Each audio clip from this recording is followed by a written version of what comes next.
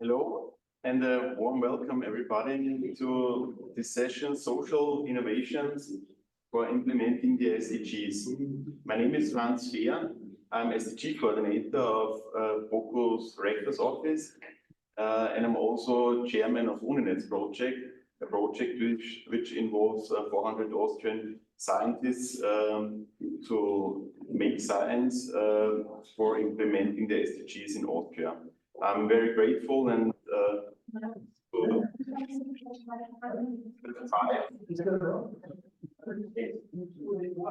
presentations, each 15 minutes, one presentation. The third will be held online. Mr. Hassan Emi joined us already on Zoom. So I will now ask Ms. Jana Masankova, Bernice Autobohen, to give you a presentation. You've got 15 minutes after the presentation. I will ask for a short question. And in the end of all presentations, we've got 15 minutes for a discussion around the summing up. So I'll hand over to you.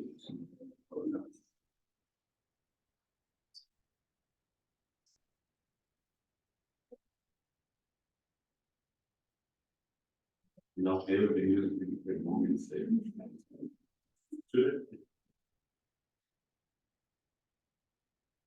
All right. Good afternoon, everyone. My name is Bernice from Czech University of Life Sciences. So my presentation is on the effect of agricultural cooperative membership on women's empowerment in rural Ghana. Yes, I didn't do this alone. I worked with Jana Mazansova and Aoyo Victor Datsun, one from Czech University of Life Sciences and one from Ghana. Okay, so this study was inspired by the fact that women in agriculture or farmers, smallholder farmers, you say, have been, facing a lot of challenges, although in developing countries, their contribution is very significant, and still, they are still facing a lot of things, looking at the gaps with regards to the access to productive resources for their production. So that is how come this study was inspired by. So yes, as I've already mentioned, the gender gaps within the agricultural sector is like very clear, and it's seen especially in developing countries like Ghana. And then women are also disadvantaged despite their contribution to the agricultural sector. And then we also have cooperatives, which we know, or it has known based on studies, for their potential for capacity development and also empowerment. So with this, our study will be looking at how cooperatives can be leveraged to empower women in Ghana. Yes, so with this some literature review, and then with women empowerment, according to Kabir, who has championed this a lot, that women empowerment is the capabilities of women to be expanded to choose in a manner which affects their lives. And there has been various approaches to measuring women empowerment or studying women empowerment, which I have listed some, but based on today's presentation, we'll focus on the Women Empowerment in Agriculture Index, which looks at 5 indicators in measuring women empowerment. Okay, so these are some of the objectives we'll be looking at, but the main focus will be on the last one, to examine the effect of joint agricultural cooperatives on women's empowerment. We'll be using the modified Women Empowerment in Agriculture Index approach, which I would explain. Yeah, but I'll also be mentioning some of the benefits and also factors that motivate female farmers in joining agricultural cooperatives, and some constraints that prevent some female farmers from joining agricultural cooperatives. I'm choosing this very carefully because we have participation and joining, which are both different when you want to measure them. Yeah, so this is our study area. We chose 7 districts in the Ashanti region, which they are all versed, or it's known for their production in cocoa. Yes, so because Ashanti region is one of the key agricultural zones in Ghana, yes, and the rural population engaged in agriculture alone is 77%, and then women alone in agriculture is 42%, yes. And cocoa is the main cash crop, so most of our respondents were cocoa farmers. And some popular cooperatives that are female farmers were from, we have the Kuyapa Cocoa, Ejmapa, and then Amajaro. I know it sounds gibberish, but yeah. Okay, so this is our methodology. There was a cross-sectional survey, and then it was quantitative only. This was taken during the COVID period, so it was difficult to have like a focus group discussion. And then 7 districts, and we had 106 female farmers, 75 from cooperatives, and non-members were 31. It was structured questionnaire, and it was in 4 sections, as we can see. Okay, so I will just skip this part. Yes. So the main focus of the analysis was using the modified women empowerment in agriculture index tool to analyze our study. So with this, there are 5 indicators, which is the production, resource, income, leadership, and time. And it has these indicators, as we can see. So based on that, there are also statements that we use to analyze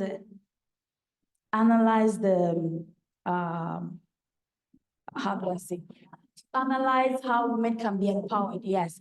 So according to the main theory was formed by Akera et al., and this was modified within his study. The empowerment was based on, it was a comparison between male and female in a household to see how empowered they are, but our study focused on only female farmers, so it was just based on female farmers and between members and non-members of agricultural cooperatives. So with this, the 5 domain in empowerment score is calculated based on these statements and their indicators, and the responses were binary with a yes or a no. So for a woman to score 80% or higher, you are termed as empowered based on these indicators and the statements. So that is how the study was analyzed. Yes, and then we had some demographic results or characteristics. We had our respondents, mostly the working age. Our study defined the working age. For farmers in Ghana, the official retirement age is 60, but with our farmers, we realized that a lot were working between 18 to 64. So our study pegged the working age there. Yes, so we had a lot of them being, working within the working age, and then the household size, our respondents, as it can be seen, formal education too was high among respondents, and then the religion was diverse. We have those who were not in any form of religion. We had Christian, and then we had Islam. So these were also looked at. And as we saw in the objectives, I mentioned that we'll be talking about some of the benefits that our female farmers perceive. So we realized that most of the members perceived, or non-members, most of them perceive that they join a agricultural cooperative because of the agricultural inputs they would have access to. Yes, and also access to capacity training extension service. In Ghana, it's mostly done in groups because it's more efficient that way because of how dispersed the communities are. So when they come together, it's easier and more efficient. Yes, so mostly if you do not belong to a group or a cooperative society, you risk not, getting access to this information. Yeah, and then, okay, great. So we also looked at some of the factors that affect joining agricultural cooperatives, and we realized that older people were less interested in joining agricultural cooperatives. And then for religion too, we realized that some society, especially those in the Islamic society, did not really join a lot of groups, apart from even it being cooperatives, because of some beliefs, which we will look at. And then with formal education as well. And also their monthly expenditure too, because some household, how do I want to put it? Some households, the poverty level, you would say it's quite high. So it also deters them from joining cooperatives, because some cooperatives you have to pay membership dues or even entrance fees. So it deters others from joining. And some constraints were also looked at for female farmers joining agricultural cooperatives, and we realized that even though it said that when you join agricultural cooperatives, it would improve your access, or it would ease your access in getting loans, but they were not seeing it. So this was a constraint. So most people decided not to join. Yes, and some lacked trust in cooperative management because it ended up just collapsing easily. And then some did not even know at all about the existence of cooperatives and even the benefit that it was providing for members. And then based on the methodology I showed earlier, these were the results. So we realized that members who, membership or female farmers who were members of agricultural cooperatives scored higher in these domains. In production, we looked at the indicators that you have the sole responsibility in owning your farm, making inputs, making decisions concerning what to grow, what to use your money to buy, and also with resources, asset ownership, income, how you use your money for what you intend to use your money, inputs, buying of inputs, and also with leadership. Most people acclaim that with cooperatives, they are able to have the opportunity to improve on their confidence level, because there will be time you are allowed to speak, unlike some societies where women are not allowed to even, speak at all or share their views and stuff like that. Yes. And then we realized that in the production, they had significant relationship with our p-value, with income as well, and with leadership. We'll look at it in our next slide. Yes. So we discussed this with the perceived benefits that we looked at. Access to input, capacity training, extension services were the key ones that our female farmers mentioned as some of the benefits. And also with the demographic characteristics, you realize that age, religion, and formal education were also some of the key things that influence our female farmers. With the religion in Ghana, Muslim women, I think some of us are here, we may attest to this, that they have some obligations to avoid certain people, or even be in the same group with males. So you could see that some people in their mosque, we have the women being behind and the men being in front. So this was also accounting for that. Yes, and then with production, domain, and income, in the Ashanti region, women are known to have been very active and key stakeholders in agriculture since time immemorial. If you know about the history of Ghana and the Ashanti region, you will bear witness to that, because women have been very instrumental. And also our tenure systems, and also our matrilineal system in the Ashanti region also plays a role for women to be able to own assets, unlike the other systems that women have to marry before they get access. Within the Ashanti region, whether marriage or not, you'll be able to have access to your mother's assets or wealth that she leaves behind. So this also accounted for that number, the significant score among women in the Ashanti region who were also part of cooperatives, yes. And I mentioned leadership as well, so we can move on. So yeah, based on our study, we concluded that access to agricultural inputs was very key among female farmers, which influenced them in either participating or either joining agricultural cooperatives or not. And also, we realized that some demographic characteristics as well, especially with age and education, influence their decision to join. Because if a farmer has never been to school, most of them realize they did not see any need to join agricultural cooperatives, yes. And then some constraint as well, personal constraint. People also mentioned that time factor. Most women in the Ashanti region, I mean, in most places as well, all the domestic chores are done by them, so they have little time on their hands to join any activity at all, even with cooperatives. So it cuts across a lot of countries. We realized in Uganda, we realized in Kenya and Ethiopia as well in our studies. Yes, so our study made some recommendation of awareness, because we realized that significant number of respondents did not even have any idea of the existence of cooperatives or what cooperatives could, give them the benefits they could enjoy from them. And we also realized that some cooperatives exist, but they're just mere existence. There was nothing going on. So we proposed strategic partnership with financial institutions to help them, as most of them want easy access to loans and also input. So if development banks, rural banks, and agricultural banks could partner with cooperatives, this could greatly help improve their operations and also attract new female farmers. Thank you.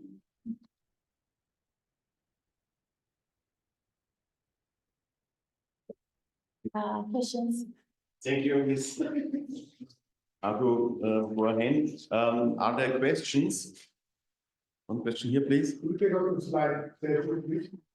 Right. 13.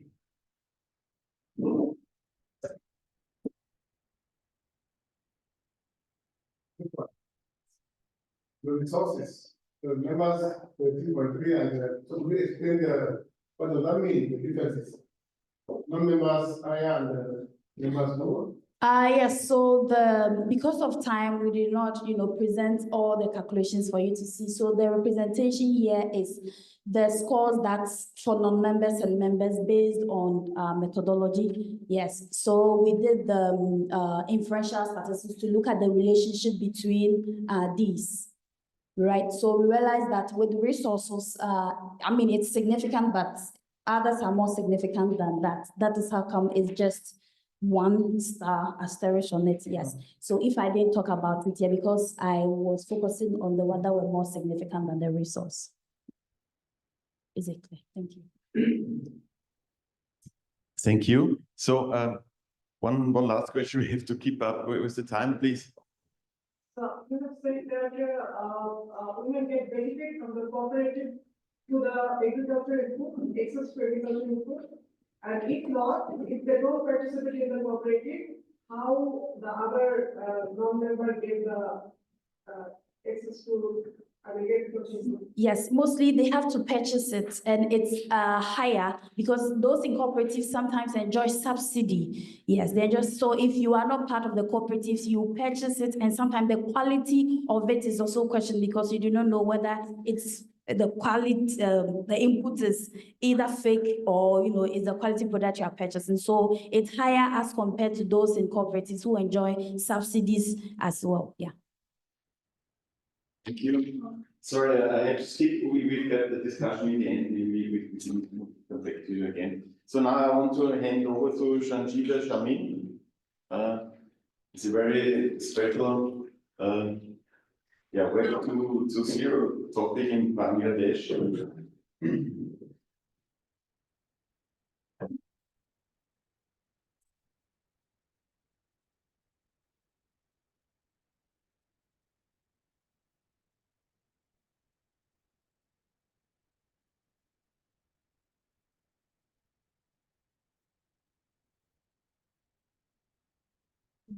Hello, this is Sanjita Sharmin, PhD student, Department of Agricultural and Food Marketing, University of Basel, Germany. I am presenting my study, which is titled as Emergence of Female Agri-Food Entrepreneurs in Facebook Commerce, a choice modeling exercise to examine consumer preferences in Bangladesh. The study was funded by KAD and International Maize and Wheat Improvement Center. With the advancement of digital technology, e-commerce is gaining popular all over the world.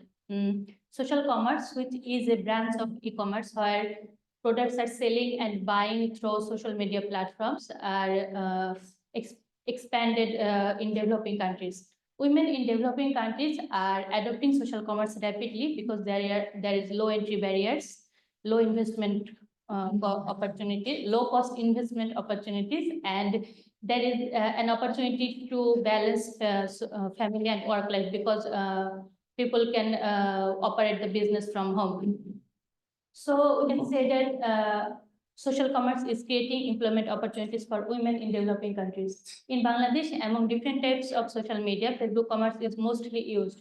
So Facebook-based social commerce is most popular in Bangladesh. There are about 0.3 million entrepreneurs in Bangladesh, where 70% are entrepreneurs in Facebook commerce in Bangladesh, where 70% are owned by women.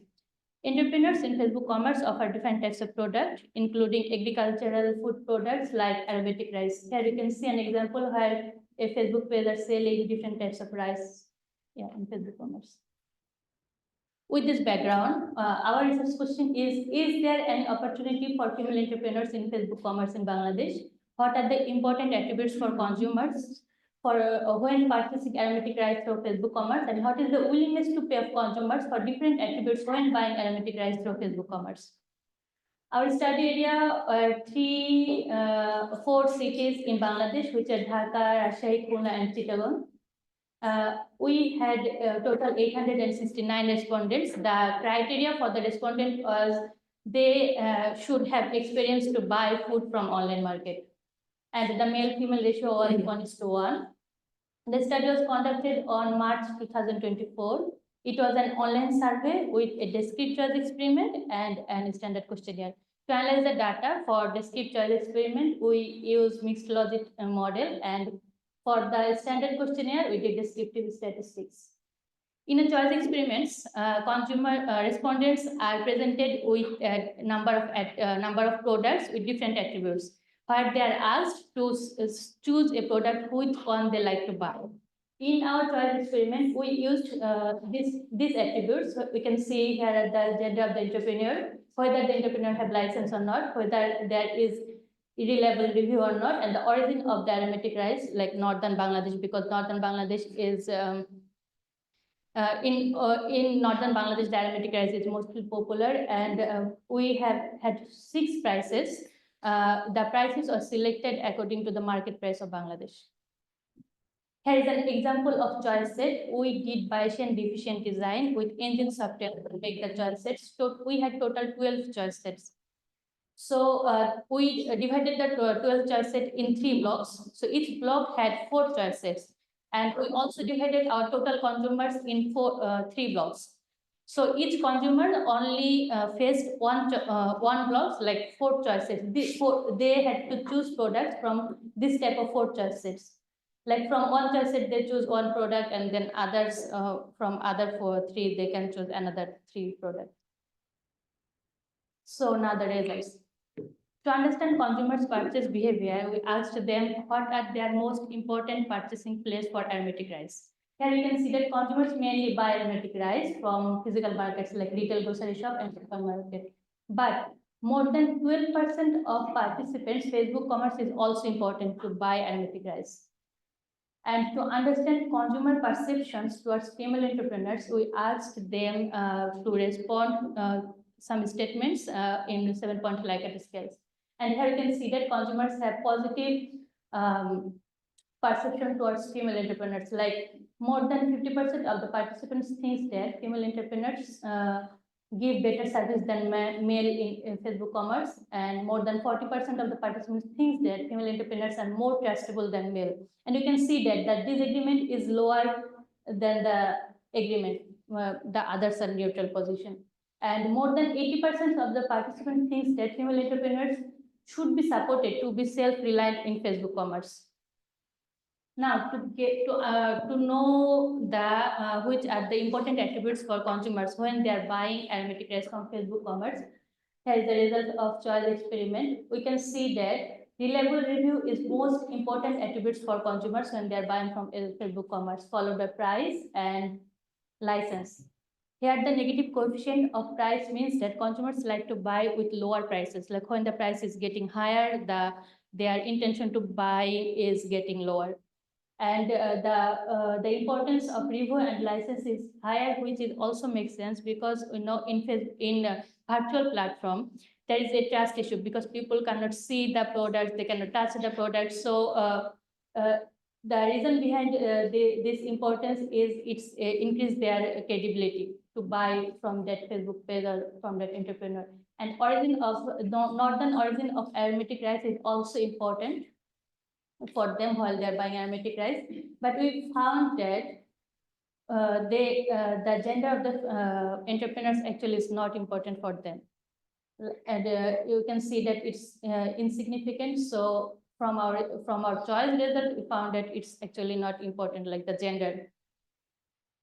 And this table is presenting the willingness to pay for different attributes. So the willingness to pay reported in increments of 100 Bangladeshi taka, which is Bangladeshi currency, per kilogram.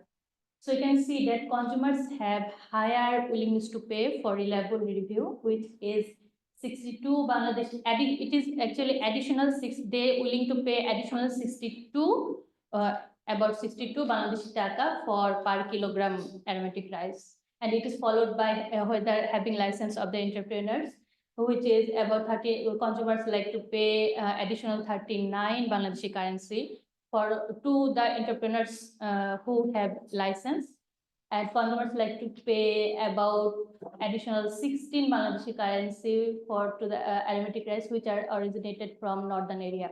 But you can see that for the female seller, consumers have very low willingness to pay, and which is also not significant.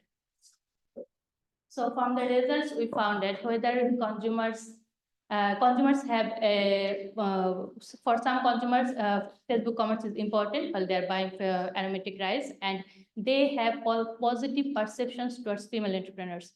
So yes, there is a potentiality. We can say there is a potentiality for female entrepreneurs in Facebook commerce, but gender itself alone is not helpful, because when consumers are going to buy product, they are not mainly giving importance to the gender of the seller. They are giving importance to the another attributes like review, license, or the origins of the product. So to be successful in Facebook commerce market, female entrepreneurs need to follow some strategies like highlight positive reviews to build credibility as they are highly valued by the consumers, and focus on value-based pricing, especially for the products of northern origin and who have good reviews, and for the sellers who have license, they can make the strategically fix the price of the product.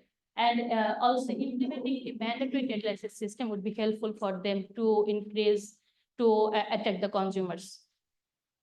So thank you.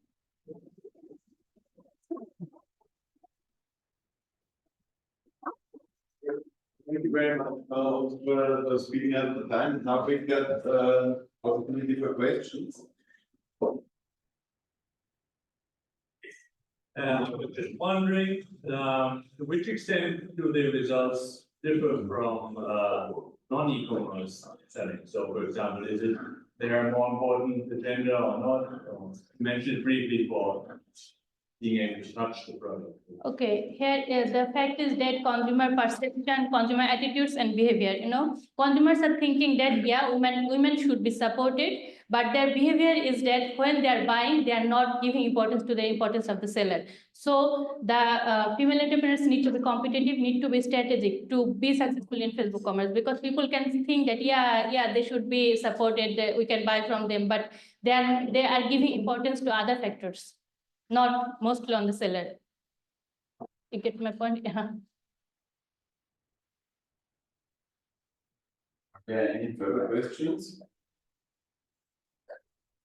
I have a touch-up question, but I would love to see the slide. It was on slide number 9. Slide number 9.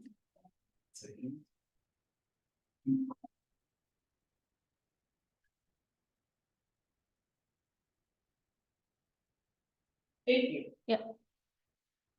Okay, I wonder if you give us this 1 and it's 3, which are not basically reflect a positive response, but then that for me is a little bit in contrast to the results of this 2. So I wonder why the results show that yes, female entrepreneurs should be supported, yes, and they give better service, but no, they are above. Yes, but like, do you know what I'm saying, that the result That's is from the choice experiment? Yes. Yeah. The choice experiment is, the experiment is like that. It's giving you the situation when you are buying. So it's the attitudes of the consumers. Like they are, there is a thin line difference between the attitude and behavior. The attitude is that what you are thinking, but the behavior is what you are doing. So here it is showing that consumers are thinking, yeah, female entrepreneurs should be supported, female entrepreneurs give better service, but they are buying from that entrepreneurs who gives more trade-off, like who have it could be male or female. When they're buying, they are giving more importance. It's not, our result is not showing that they're giving more importance to the male. It's showing that they're giving more importance to that attributes which are more useful for them, like license.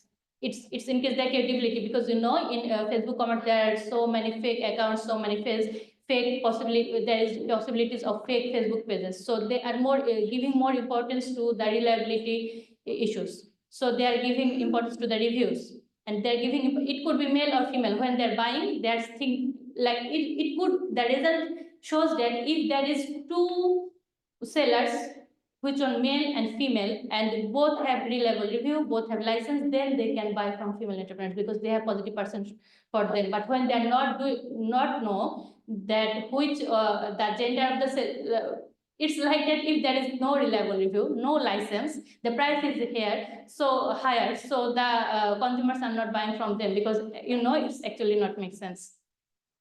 Yes, I understand that, but it says specifically female, no, in that case.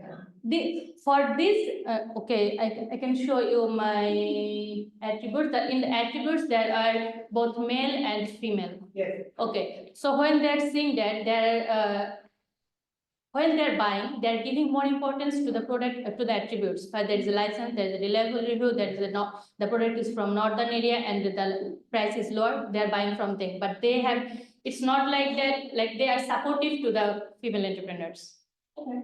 Okay, but when they're buying, they are giving more importance to the other factors. So if female entrepreneurs are having license, reliable reviews, and they are marketed product from that area, then it could be beneficial for them because people have positive impression to them.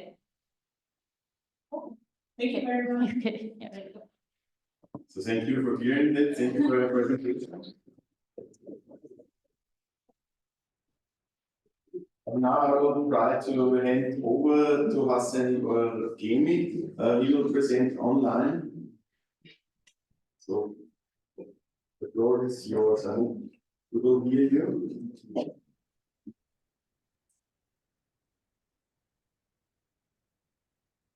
Hi. Hi. Yeah, okay, we hear you. Did you see the screen? Yes, you Good. can. Thank you. Good.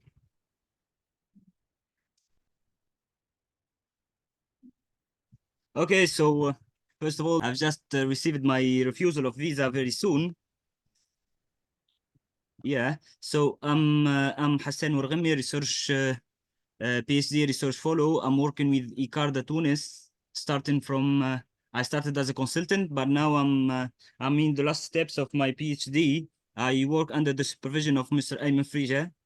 So today I will try to present something related to farmer organization. Actually, it's a sort of national debate in Tunisia, but the title of my presentation is the following one: Are farmer organizations such a big deal for agroecological innovation? An assessment of smallholder farmer organization innovation intermediation functioning. So I started my presentation with this kind of photo. It's a production of Boy Dominguez.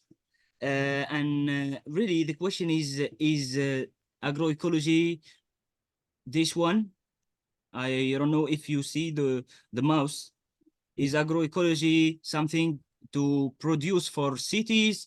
Is it to produce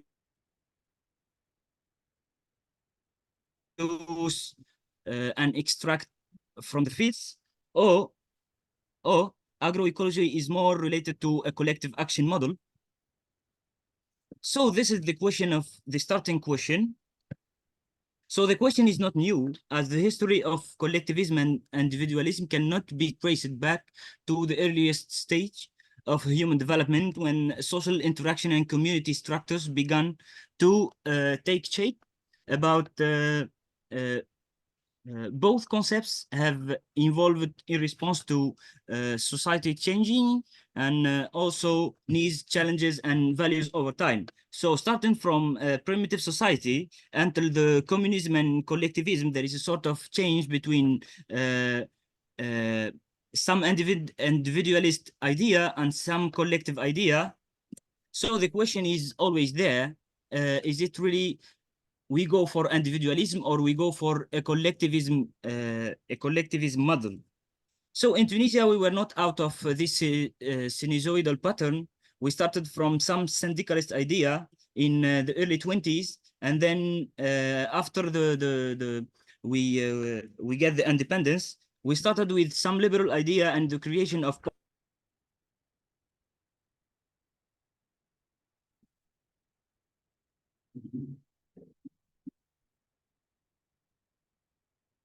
Sir, we can hear you.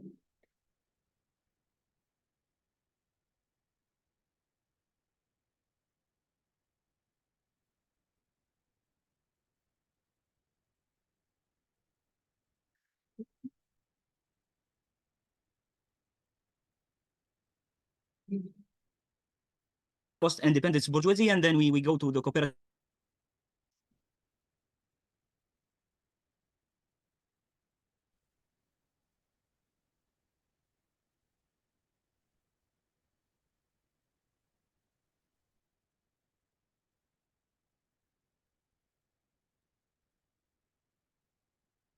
He wrote us he had a bad connection. Sorry. What- Hi. How about, is it better, or shall we make a break and? Hi. Hi. Hi. Hi. Now it works again. Could you go back to the former slide? I have to back here. Yeah, please start here again. Okay. So we starting from syndicalist idea in early 20s, and then we return to something more individualist.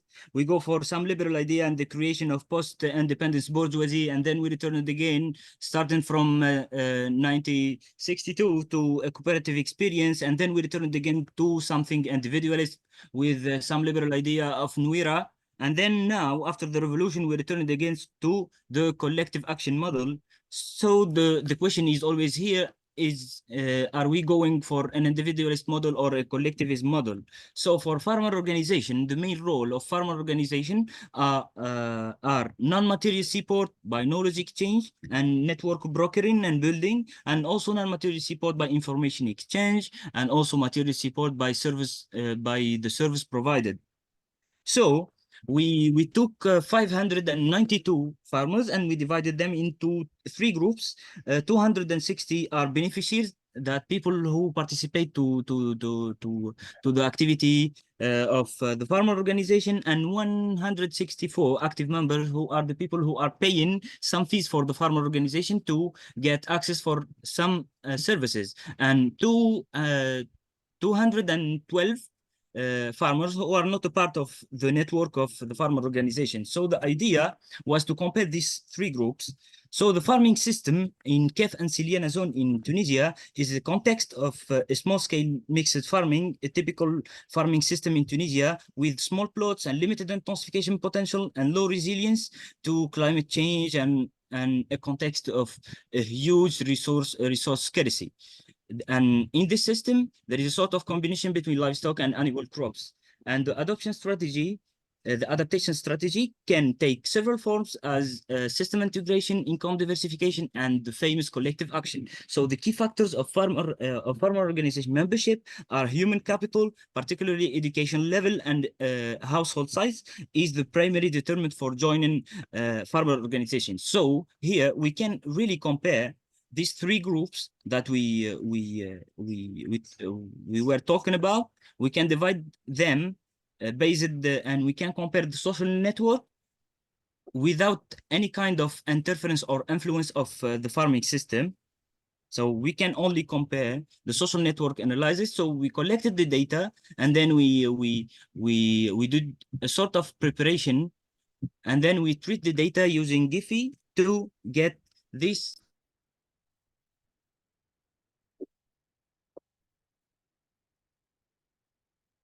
Hello. Hello. Hello. Hello. It Can you hear us? you are muting me. No, we can hear you. Now? Okay. So I can continue? Yeah. Okay, network brokering. In fact, in our situation, farmer organization facilitate collaboration between members and key actors such as international organization and research agency. But this role is often limited to members and less effective for non-members. So there is a sort of equity and inclusiveness issues. Collaboration benefits are mainly appropriated by active members, with beneficiary collaborating more with peers, while for non-members, they focus on private sector collaboration. And in terms of influencing factors, endogenous factors are influencing farmer organization size, and internal network limits effective brokering, and also some exogenous factors are limiting the activity, such as socio-economic factors. So the challenges, local conflicts, and limited impact raise questions about the legitimacy and the overall effectiveness of this farmer organization. For knowledge, farmer organization primarily facilitate knowledge exchange for members with significant significant barriers limiting access for non-members and beneficiary. So the source of knowledge for members is from R&D organization. For beneficiary, it's from the farmer organization president or leader. For non-beneficiary, from a diverse range of private sector actors. So the challenges are the centralization of knowledge. Despite the effort to decentralize the knowledge, often remains centralized with the farmer organization leader. And for peer-to-peer sharing efficiency, the expected benefits of peer-and-peer knowledge sharing demonstrate its inefficiency in similar developing context. And now for information exchange, farmer organization facilitate information. We mean by information here, some information related to market trends, to climate, etc.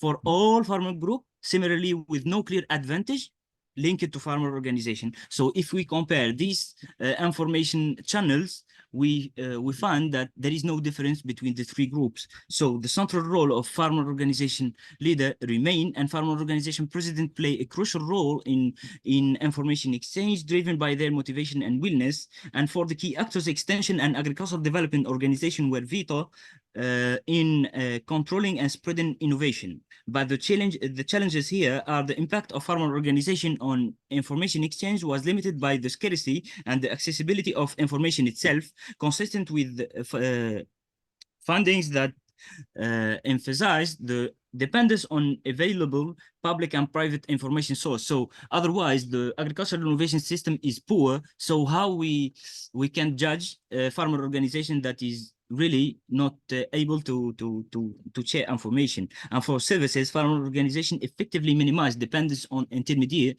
Some people, they say it's good, and some people they say no, intermediaries are essential part of value chain.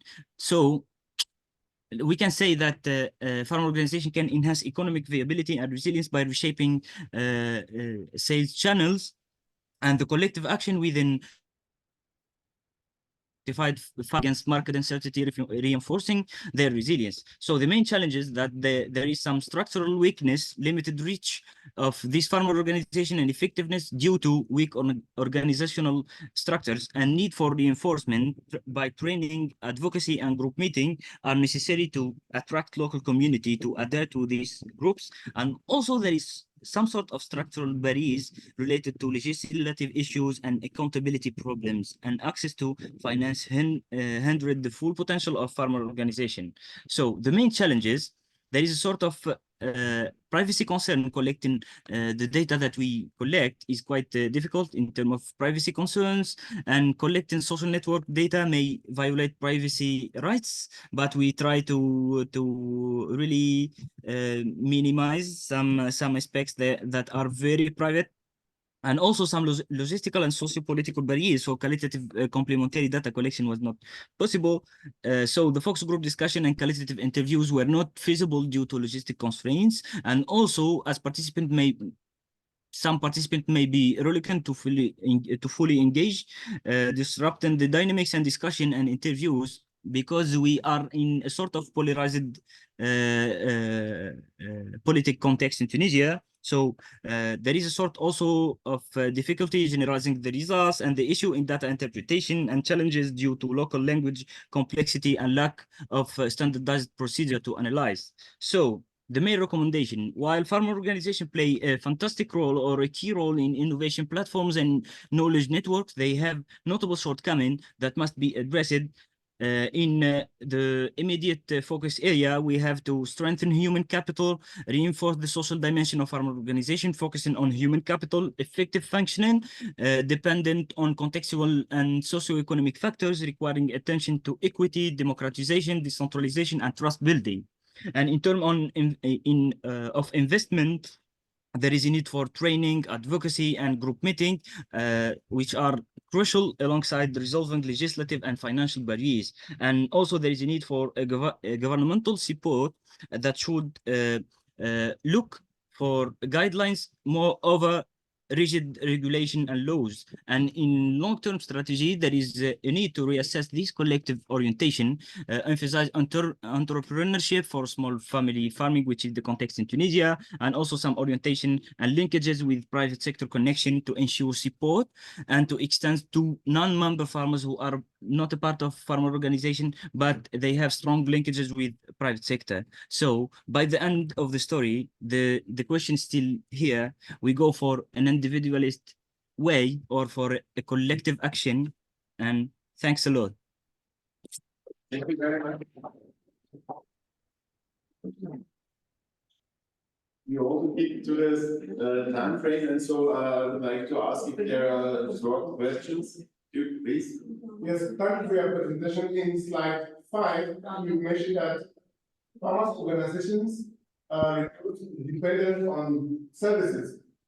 Is that in general, or you are referring to particular services?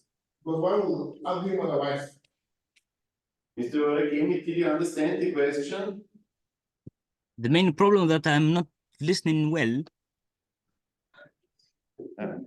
We'll try again with microphone. In slide 5, if I'm not mistaken, you mentioned that farmer organizations reduce a dependency on services. My question was, I'm wondering if that is a generic term to all services, or you are referring to particular services? Because other way around, that farmer organizations need some kinds of services. Yeah. First of all, thank you for your question. In fact, in Tunisia, the treated context, the farmer organization, they provide a sort of services for farmers. Some of it is paid services, and some of it are free services. We can cite as an example. Okay. We can cite as an example in Tunisia, farmer organization, they facilitate access for some machines that are a part of the farmer organization ownership, and you can get access to these services, and also you can get some seeds, and also you can participate to the trainings, and this is kind of services that the farmer organization are providing. But the main problem is that this kind of services is often limited to some key members or some key actor member, and this is the main limitation, is that the reach is limited to some specific person, which is put the farmer organization under question. Are they really active on territorial level or on community level, or they are just some private clubs who share the benefit? Yeah, thank you. The answer was clear for you. Do you agree that the farmer organization still needs some services like organizational leadership, management, trust issues which come up because of the fact that being in an organization, and those are services which are equally needed, which the group would still need support for? I agree with what you said, but the other side.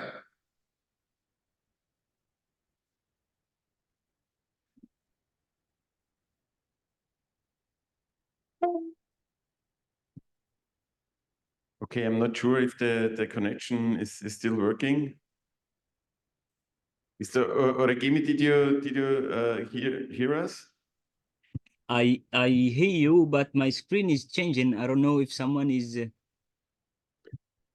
Okay, so maybe we in keeping the time, we have to stop here, and I would like now to hand over to Ms. Öborn, will us present transformation pathway in the dry lands of East Africa. Okay, so thank you a lot. And sorry for the bad connection. That's what. Yeah. Thanks. Oh.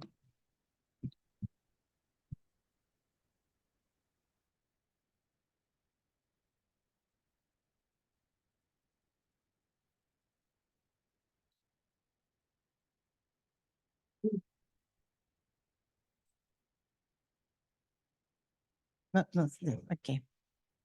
Good. Is it okay? Good afternoon.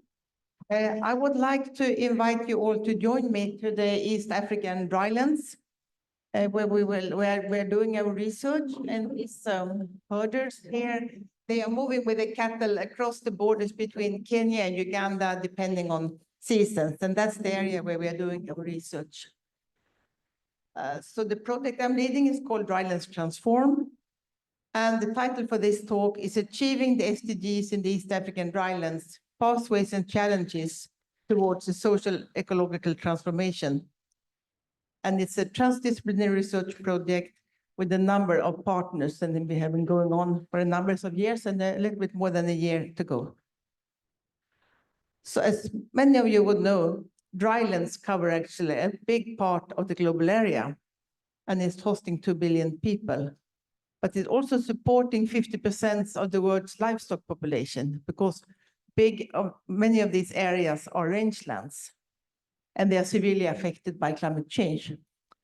And looking particularly into Africa, it's 43% of the land area, and it's hosting many millions of agropastoralists and pastoralists. And it's big changes going on there. So in the project, we will co-develop knowledge to contribute to implementation and achievement of SDGs in the drylands of East Africa. And you can see there which ones are specific focus, but of course, they're all interconnected, the SDGs. And we are exploring the linkages between land health, livestock-based livelihoods, human well-being, and land governance to contribute to transformative change and sustainable development.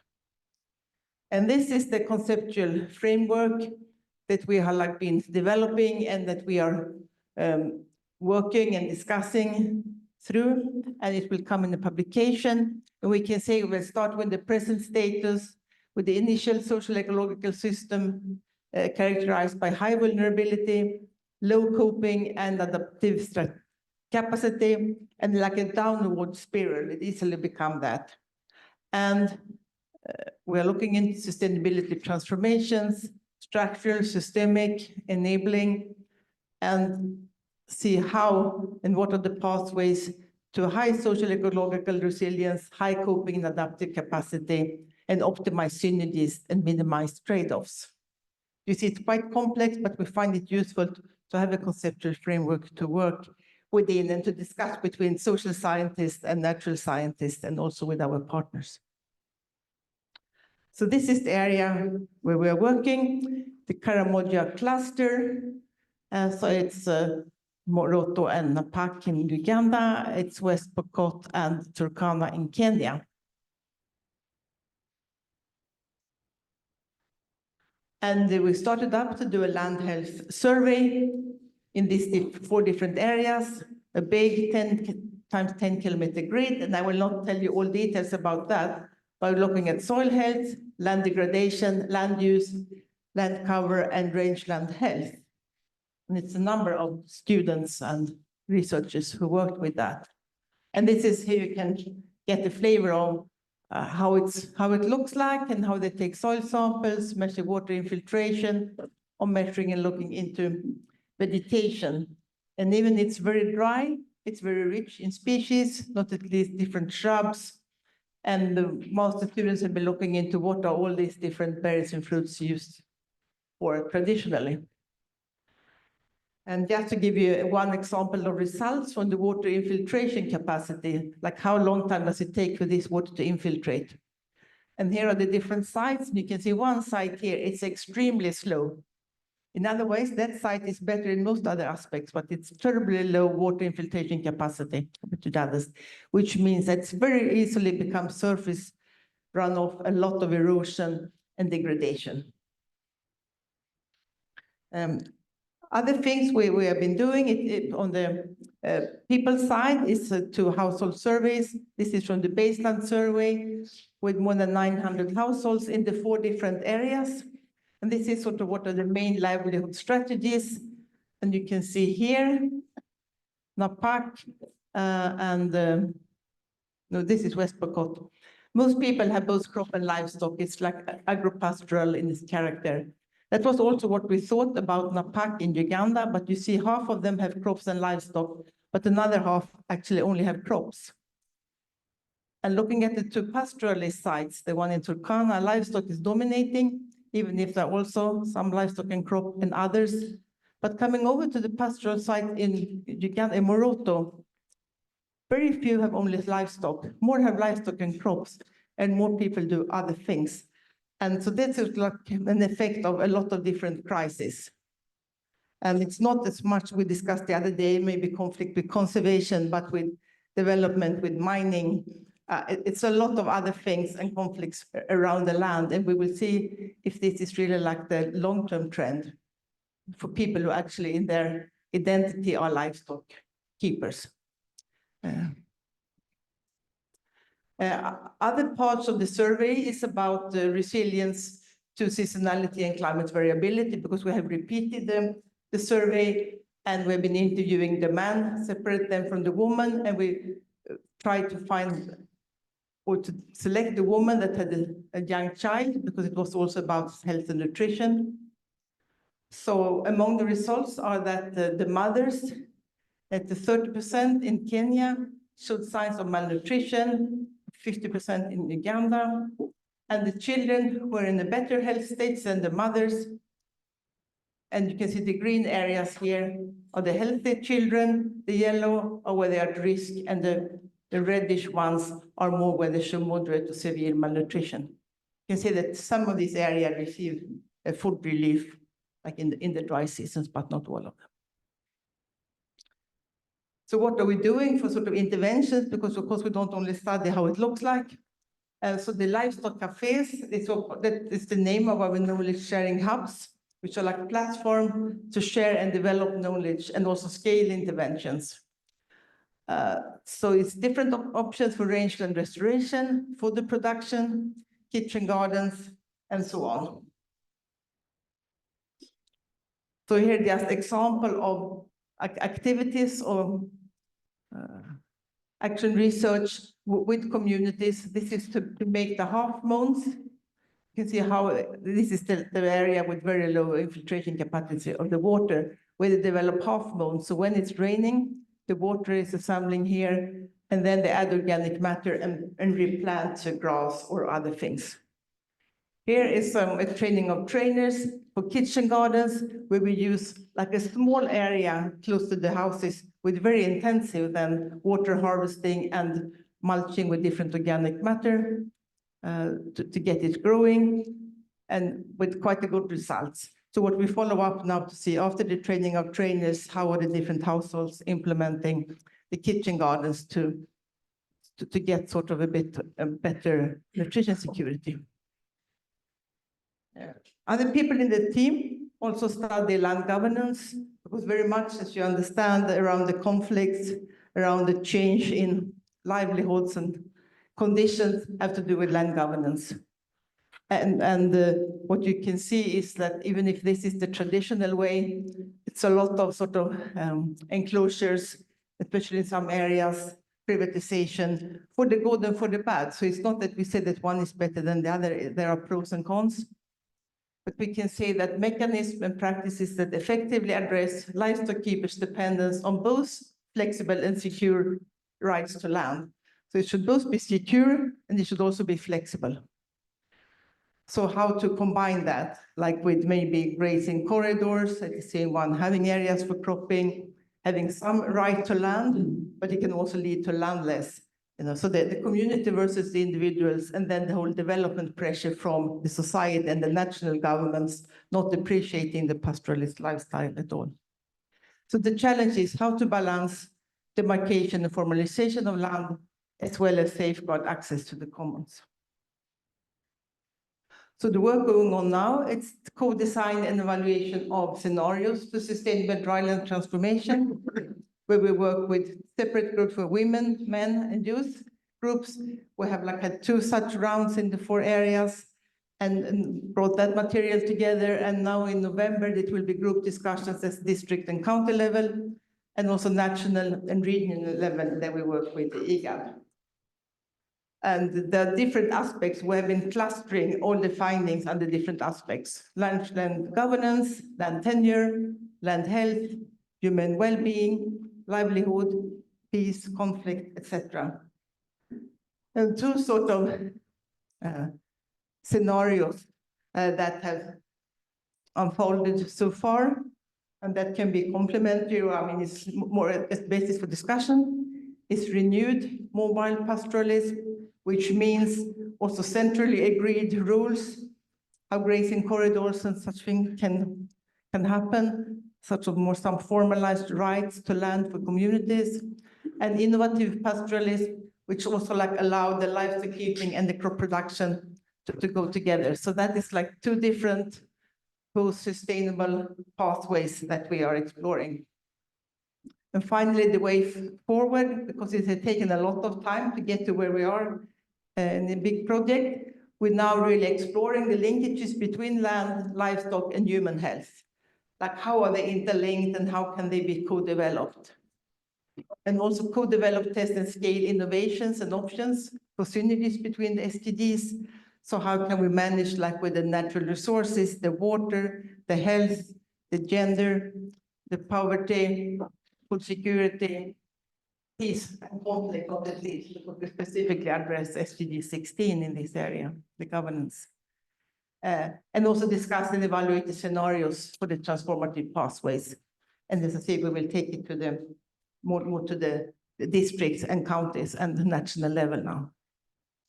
So this is our team of researchers. We also have, for the moment, I think 4 PhDs and 5 MSc, 6 MScs. A number have been finishing already. And if you want to learn more, we have a website. We have a photo exhibition and the website, yeah. So thank you very much. And this is, of course, the vision for a greener rangeland. Thank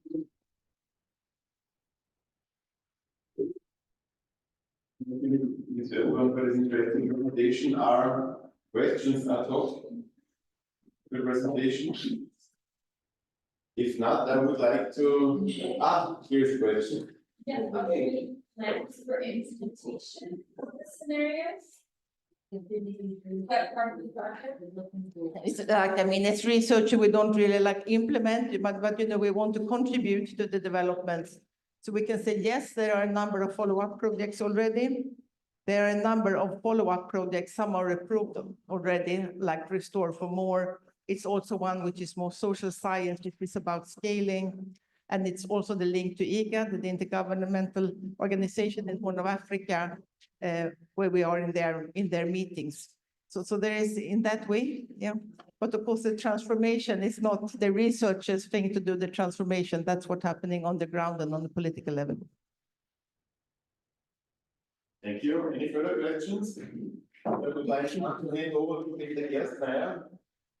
Who will tell us about the bicultural diversity education in Uganda.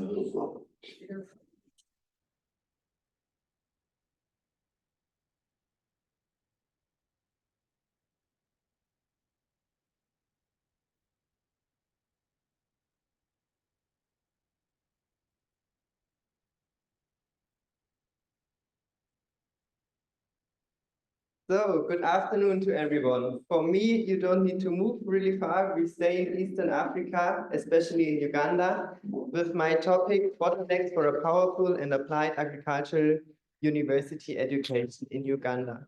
To be a bit more precise, it's about implementing and improving practical elements, especially placements in agricultural higher education. I'm Peter Gersmeyer from the University of Applied Science, Weinstefan-Triesdorf in Germany. And since we are in session 9A, Social Innovations for Implementing the SDGs, I would like to name the ones we are addressing here. Direct, it's number 4, quality education, and number 8, decent work and economic growth because of the less employability afterwards. And indirect, through more placements and practical education, we also address zero hunger, number 2. Number 11, sustainable cities and communities, and number 15, the live on land. This is a short overview of the structure now. I will start with some general figures, go to the research material and methodology, and then we do a comparison between Uganda and Germany, and come then to our major bottlenecks and how to solve them. These are the main figures at the moment in agricultural sector. In Uganda, the most of the gross domestic product is done by agriculture. As you can see, around 40% of the people are employed in agriculture. But the number is decreasing. In 2021, it was only 36%. That leads to migration and urbanization. People get out of the rural area and don't want to work in the agricultural sector anymore. They prefer service sector or something more easy and go to the cities. The total unemployment rate is around 10%, but what we need to look at is the youth unemployment rate. Youth is counted between 18 and 30 years, which is significantly higher at 16.5%. It was also mentioned that people with higher education, so they studied and graduates, are more likely to be unemployed than people with lower education. And then we have also the SDG 861, the target, proportion of youth not in education, employment or training, which is at 40%, so really high. And the discrepancy between unemployment and the SDG 861 is because unemployed people are only the ones registered at the office who are searching for a job, but there are way more people not doing anything real. And so we come to our methodology, what we started. It's a participatory approach. I visited Uganda last year from March to September, spent a half year on a farm, did calculations, data collections, improved the farms, tried to improve, as we can see here, which I explained and teach them how to use the milking machine. And during that time, I also worked close with the Mountains of the Moon University in Fort Portal, the western part of Uganda, close to Congo. We had key persons interview meetings with university partners, and I had also a student from them with me 2 months who conducted his placement with me, so I joined the whole process. Afterwards, we did a curricular review. What are they doing? What are we doing? Which we will see later. And then we have also the results of many Erasmus Plus projects at the moment. Basis Chain Master Mainstream Care for Africa, we are currently working on. I also have the brochure of our university, what is done there, and also the GIZ project, ARMA and TAP, where we also have a picture down here. And then a specialty is our Master Farm Management, International Farm Management, where I want to show you a picture. This is the latest cohort which came on 1st of April to Germany to start their placements here. We have a full semester on placement, 1 student per 1 farm. And this is 64 people from all over the world having a bachelor and even sometimes a master in agriculture or related fields, but they never in their life had such intensive and hands-on practical experience in their curricula. As we have in Germany the vocational system since 55 years, we want to spread this in the world and give a part of it further and even the knowledge about it. Then we look at the placements which are actually done in Uganda at the Mountains of the Moon University and at our university. It's both in the Bachelor of Science Agriculture.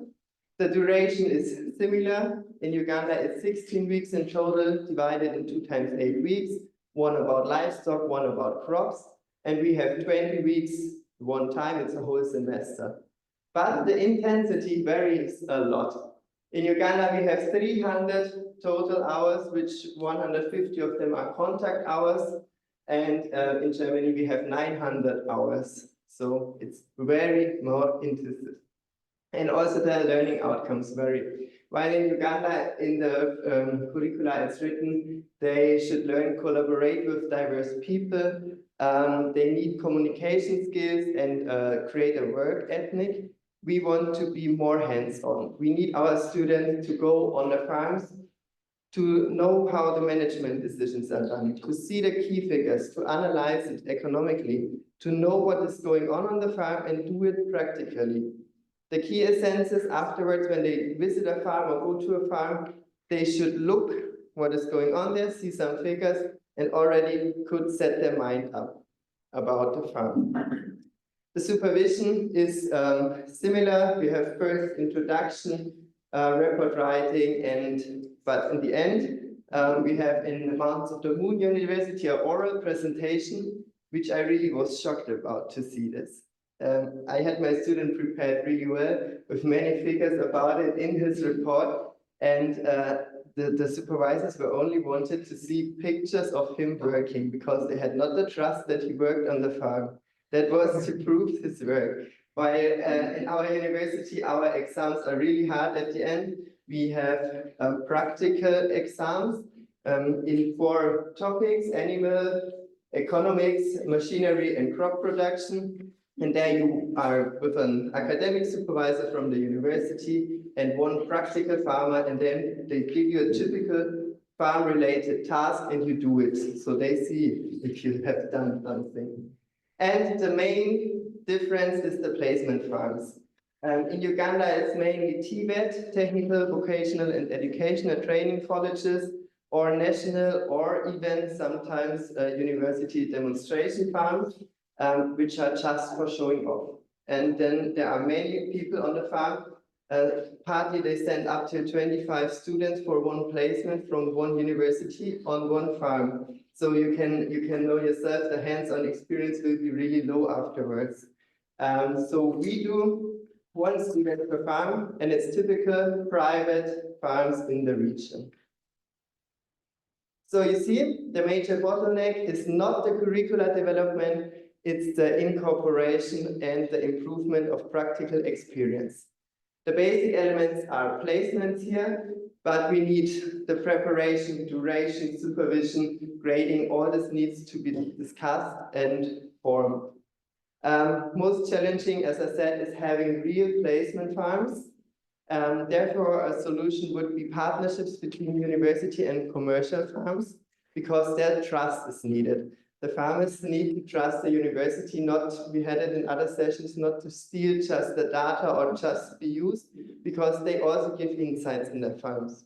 And here we need contract preparation, continuous exchange also between North and South, so also the German farmers. And we need to open the university for farmers. My professor always said, the professors need to come down from their ivory tower, step on the ground and get their hands on the soil. We need to teach and do our science to those what farmers needs. And on the other side, we need the data from farmers, we need those helps, and they need the applied research from us. So it's a symbiosis, we could work together. Therefore, we organize now Farmers' Days with our colleagues to also implement the industry that is coming to the university. Following steps, I mentioned some already, strengthening the collaboration within the one world. I guess this is the reason why we all came here together in Vienna. Then we should improve the development strategies South-South, like the forum is a good point here. We should connect formation partners, as I said, continuous exchange. The Scholem Stiftung in Germany, the Andreas Helmes Academy, and the Young Farmers of Uganda is a starting point. We have our Erasmus Plus Basic project, where we implement and improve practical elements in Uganda, Senegal, and Togo. And we have the Back to Farmers movement started. I just want to show you within one day at our university's conference, people from Senegal, Tunisia, Kenya, Uganda, Nigeria, Togo, South Africa, Western Balkan Institute, and Germany all came together with the same mind to come back to the farmers and go a little bit to the applied science. And in summary, the primary challenge is to incorporate the farmers, to get their trust and the closer collaboration. And here we need the representative appropriate farmers. Then we engage the students in the practical hands-on experience, also with teaching applied science, hands-on knowledge, and we accompany the students while they have the placement. We need to supervise them, not just standing out to farms and having 2 months of free time of them. At the end, we could have strict exams, like I told you, with the farmers together. And the major point is strengthening the collaboration between universities, farms, and also the industry. Thank you for your attention. If you have follow-up questions or some information, you can ask or contact our team or me. This is some sources I use, and for the end, I show you the address SDGs.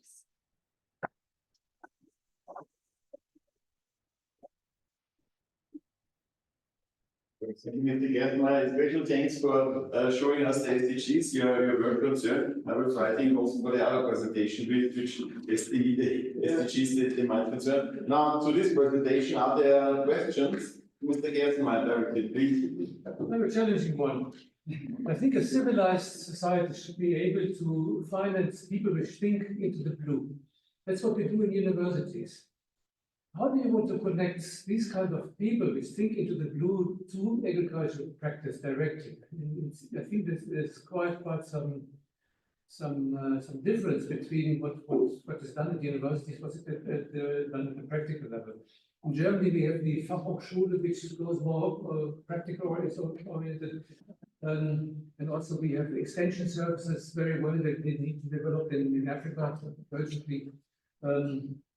But what I understand from your lecture is you propose that university lecturers and professors should directly get their things dirty, as your supervisor says.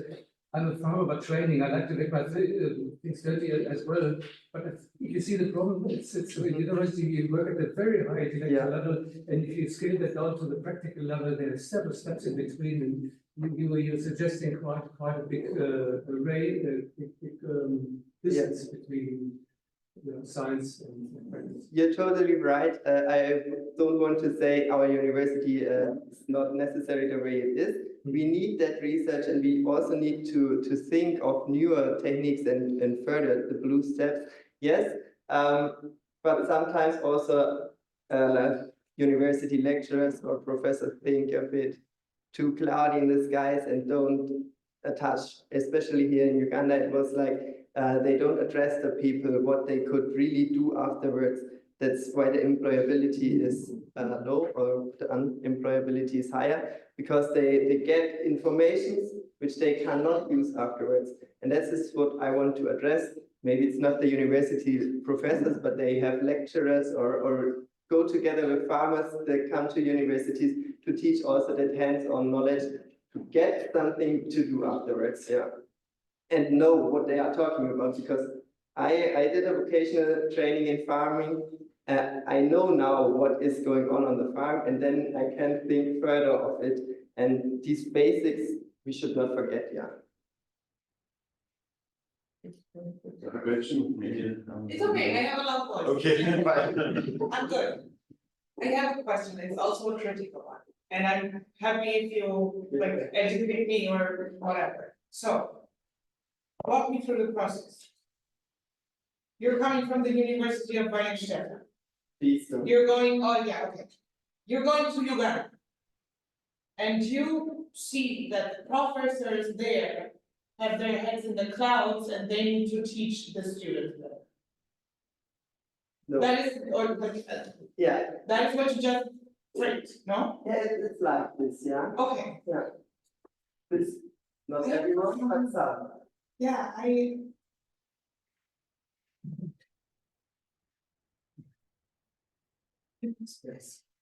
no, I was not hungry. Okay. We can go into discussion right now. Yeah. Yeah. Oh, we're going directly to discussion right now? We've got 7 minutes left, so I think we will mix up some questions. No, that is basically my question is, why is the German university or in that context, thinking that they know better than the professors over there, that's this, what the students need. First of all, I was then not at university. I was finished with university and just wanted to go to see something else. And I was there just for me, for free, doing the data I did for the farmer there, not for any research or something. So I had a bit outside. All right. That's maybe a bit different. And then I really worked close together with this one placement student I had on my farm, and seeing these topics, and I just got my result from my bachelor thesis I submitted, was not so good. And then I've seen the records they are doing, and I thought, yes, something is wrong here. They just post pictures of themselves, and the supervisors were really forcing them to show pictures of themselves. But I said, yeah, and what you learn now on the farm, doing pictures of themselves. And yeah, this, I think they did not learn really much experience then. And this, from us, from our side to improving this with them, this came later afterwards with the Erasmus project started. But this was one step later. Okay. And in that Erasmus project, that was the map you showed that all the people came to your. No, this is a master course. They are coming each year. Okay. There was another question? Yeah. I'll hand you the microphone. Thank you for your presentation. So I want to find out about much more in practical terms. You say the professors, like she just mentioned, are maybe not so much involved in this in the dirty work. What was your sample size in terms of the number of people you work with, and looking at the applicability of whatever they learn in the university after the university? Did you happen to look at that case, given that most of the students at the end of the day, after going through these vocational training centers or the universities, maybe they'll have difficulties to access land, or they have difficulties in financing to be able to actually apply some of these things to learn in the agricultural institutes?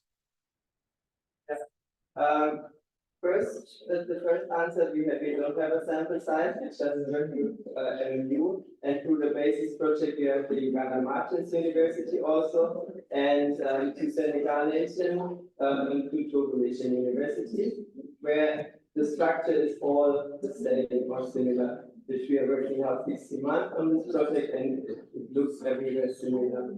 The second part you mentioned, that people cannot start their own agriculture after graduation, as I understood, because of not accessing land.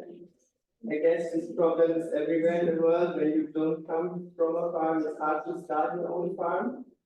But working in the whole agricultural sector, also in selling products or everything, you should know about the techniques and how it's done on the ground. Thank you. One last question, and then I would like to sum up, if it's possible. I'm just wondering if your main point or argument is that kind of there's a mismatch between what the sector needs for having employable youth and the university education. Did you also have a larger interview across the country with, okay, what's the sector need of, why don't they employ the people? So, because I don't know, otherwise it would be the assumption, okay, all of them need to be able to have a startup and get into agriculture that way, or maybe just the agricultural sector isn't providing the number of jobs, and even though they would be well trained, they wouldn't be able to enter the sector. Yeah, at the moment we don't have a survey.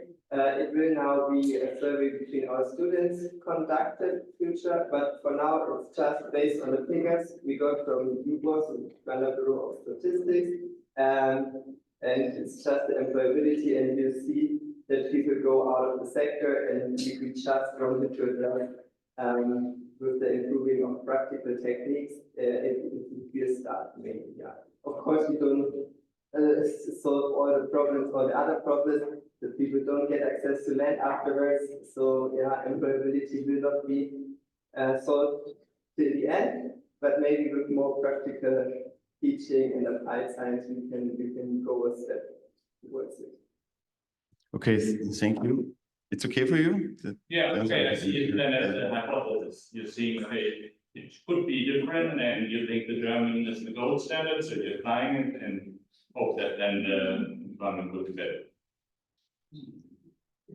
Okay, I think we're in the last minute of the session. I would like to wrap up really quickly. What to my mind, summing up or thinking about the presentations today is that we can see how interconnected, interlinked the SDGs and all our nutrition and socio-economical agricultural system is.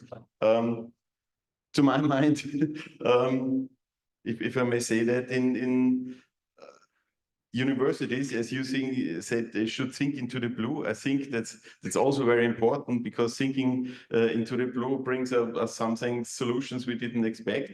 But what we also have to think about is that, and that's also in the first article of the Austrian university law, is that universities are here to make a prosperous development for people and for environment. And I think thinking about all that, I think it's very important that we see how important it is to work transdisciplinary, to look what our science and facts can be used for, and also to see the people that are not involved in science. We should work together, to bring us together in a better future.